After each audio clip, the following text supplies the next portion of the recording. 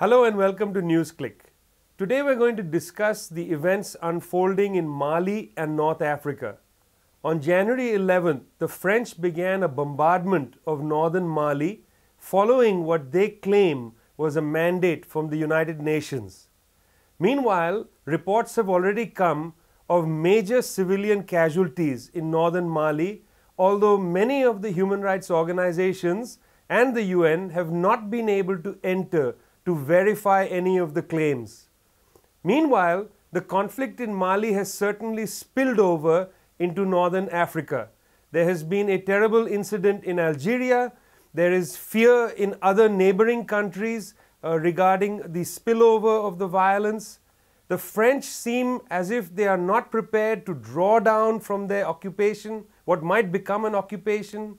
After all, UN Security Council Resolution 2085 from December asked any power that intervenes in Mali that they should first provide safeguards, so that their intervention does not become either permanent or something outside the ambit of the United Nations. France has thus far provided no safeguards, no pathway towards safeguards. So things are beginning to look even more disturbing, even more unsettled.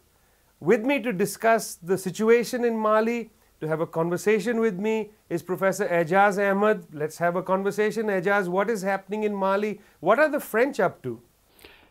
Well, it's very difficult to say, but the President Hollande has said that France will leave only after they have secured the north, after they have put a viable government of Mali in place, and only when there are no terrorists left in Mali. Well, who are these terrorists, Aijaz? Tell us who these terrorists are. I mean, everybody likes to talk about terrorists. Terrorists is now such a blanket term, as you're quite rightly saying. They use the word terrorist and jihadis and Salafists and so on interchangeably, so presumably they mean the 3 or 4 Islamist groups that are in action there. Whether or not the Tuareg independence movement is also to be labeled as terrorists is not very clear, but let's say that they're speaking of the jihadis. Now, the fact of the matter is that there's not going to be a time anywhere in the near future when there are no jihadis left in Mali. So that alone gives them, it's like the war on terror, that the Americans said that this is going to be a war until we have eliminated the fear of terror. I mean, the French seems to have given themselves a carte blanche so far as this military action is concerned. What are their motivations? One is the old colonial hangover, in my view, and this is not the first time. The French have been militarily intervening, as you know, all over their former, the Francophone countries, time and again. They were in Ivory Coast quite recently. They have been, they're all over that place. So this is the latest of their. Some of it is that. Some of it, I believe, is part of the immense expansion of the Euro-American military presence across the continent. I think there's now hardly any African country left where they don't have either France or the United States or both, don't have a military presence. So there is part of that.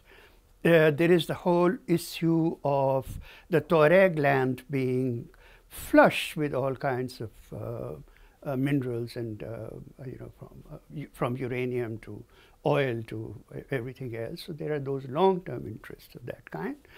But there is also, the fact of the matter is that as soon as they decided to intervene in Libya, all of us said that this is what was going to happen, that the Sahel was going to be destabilized, and eventually Algeria, that this whole region was going to go up in flames.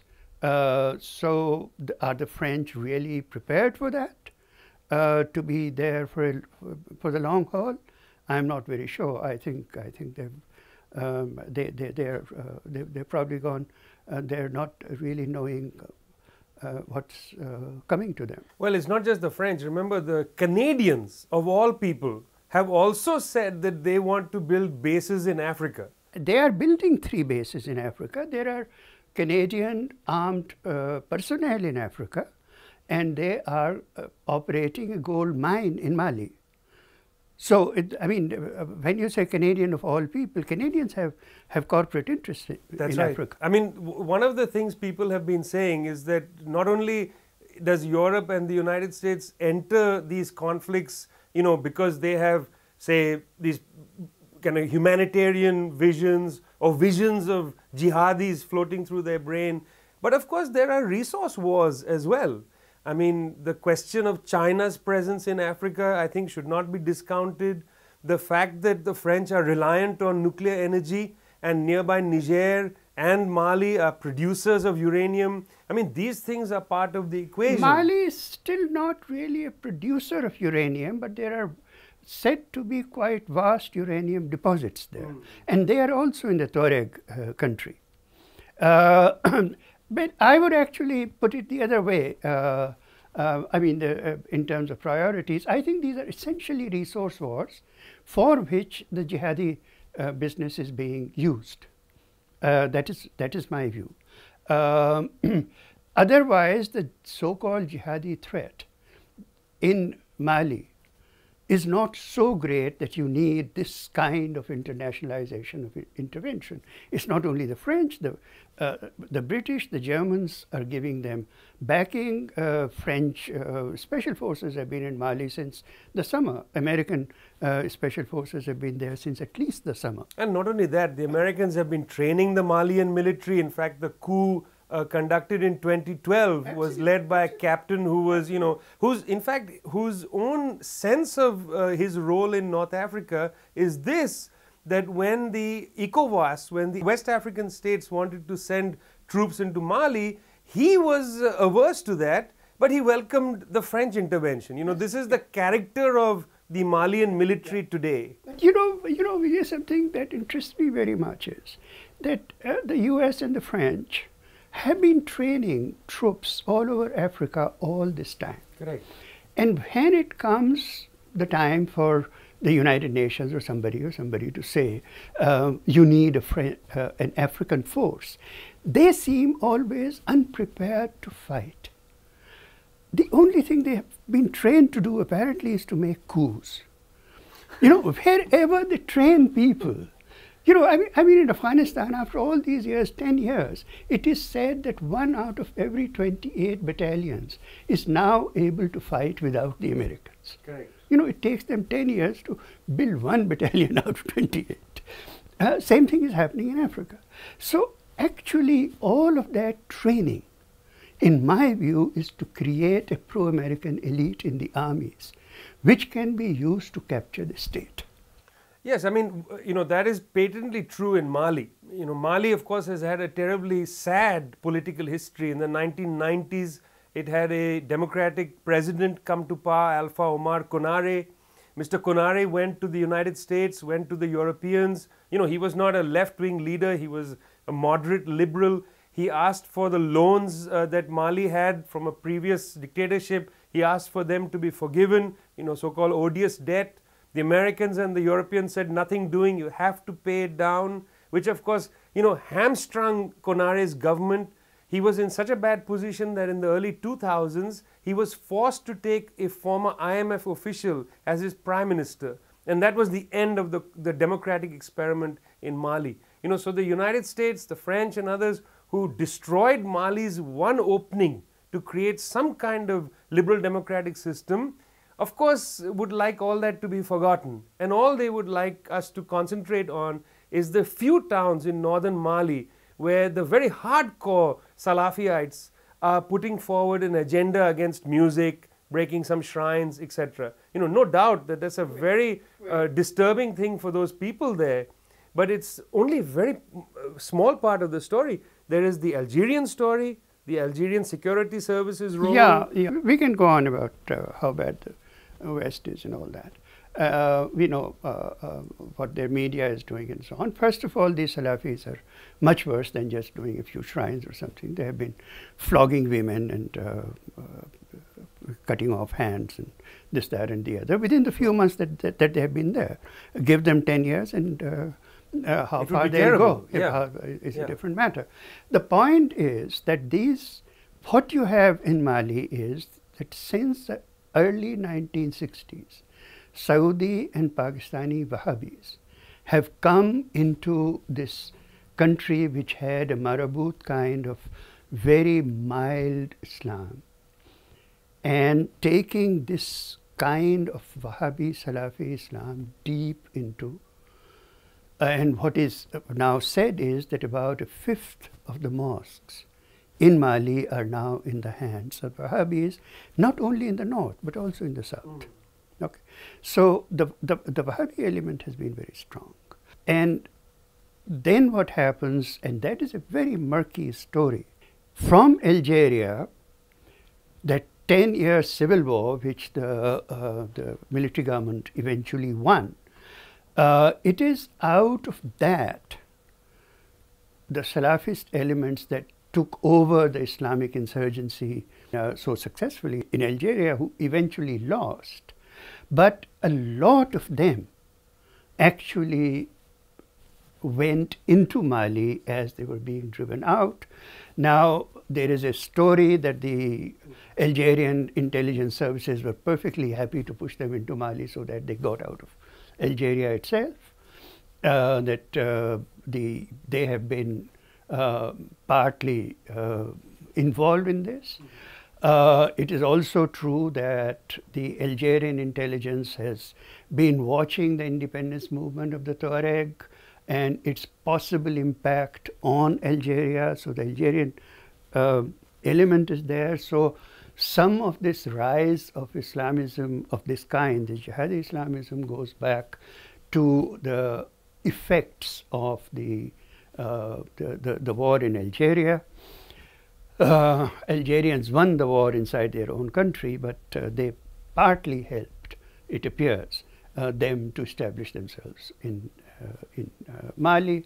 And then, of course, the explosive thing that happened after Libya, where these very Al-Qaeda and all these types, the Islamicists that they are now going to eliminate in Mali, were the ones they supported in Libya.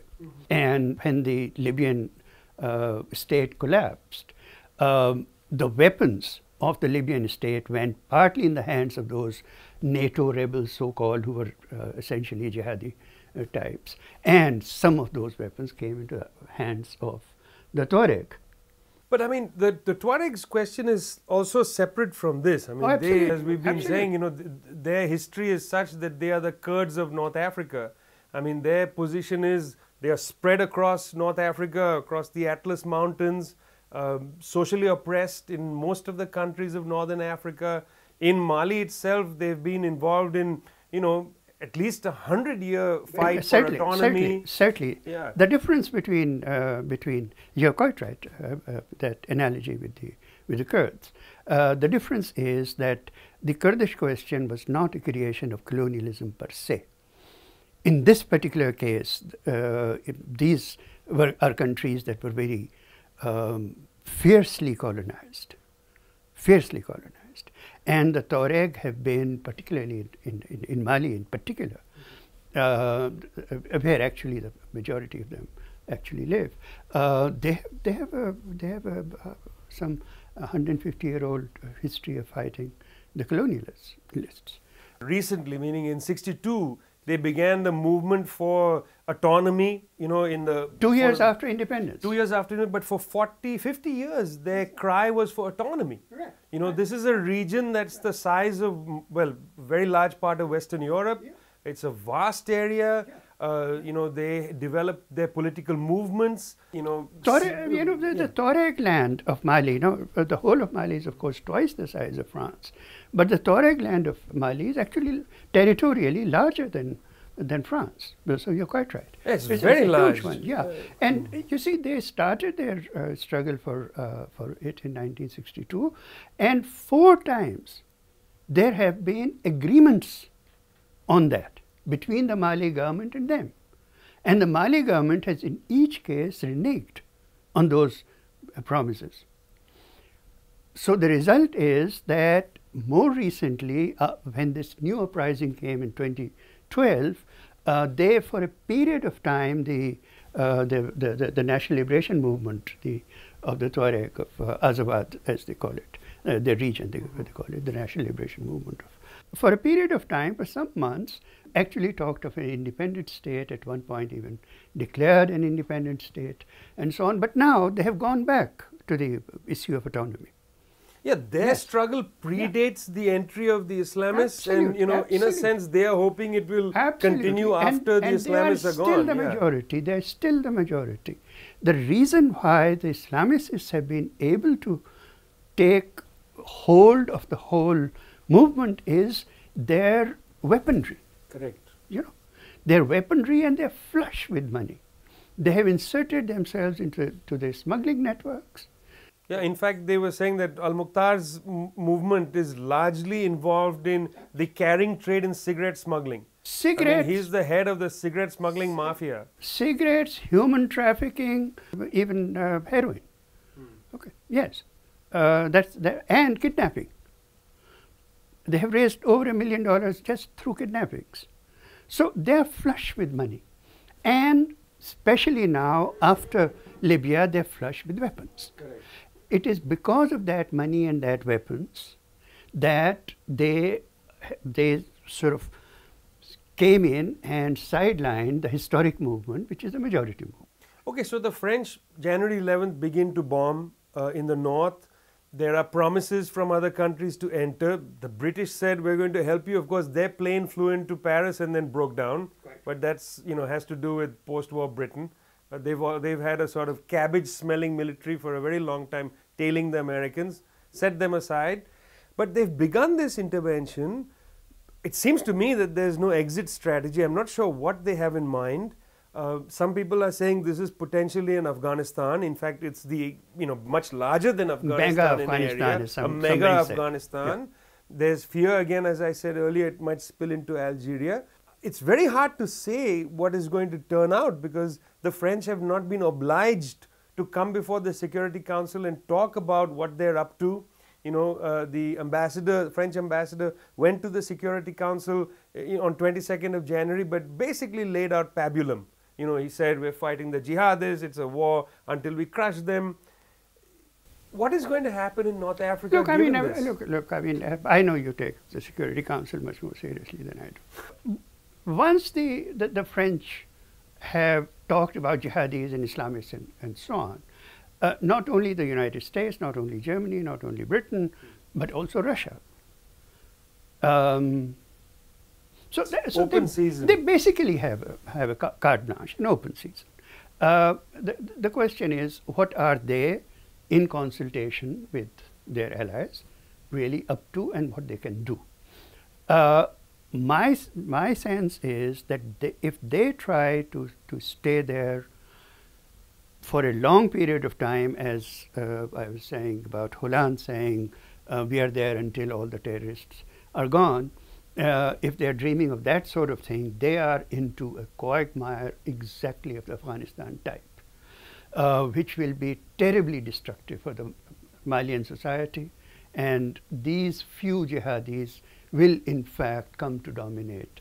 A lot of the population will turn towards them. And that is my view. I mean, interestingly, just to pick that up a little bit, as you say that a few jihadis, brutal, but not very large number of them, will hold North Africa hostage, as it were, because then on the other side, these people stay longer. If they stay longer. The real issue is, are the French going to stay long or not? My sense is that if the French do 2 or 3 basic things, now that they're there, get these jihadis out of the main population centers, secure them, and then hand them over to an African force credible enough to be able to hold those population centers. That is one. Push them back into the desert, so to speak, number one. Secondly, facilitate some kind of a process where Mali has the semblance of a government that can be recognized as some kind of a representative government of some sort. But thirdly, and most importantly in my view, to immediately initiate process of negotiation between the Tuareg National Liberation Movement and the Mali government, bring out all of those agreements. It doesn't take long to revive those agreements, hammer out that agreement and give them a maximum autonomy guaranteed by the United Nations. Well, now that what you've just said is the rational way to proceed. That's sort of rational imperialism. What we're probably going to see is irrational imperialism, because that's indeed what we have seen in Iraq, in Afghanistan, etc. So rational imperialism, irrational imperialism, either way it's going to be a long road in Mali, and I know we're going to come back. We'll have to keep our eye on Mali, on North Africa, on Algeria, and so we'll come back and talk once again. Thank you so much.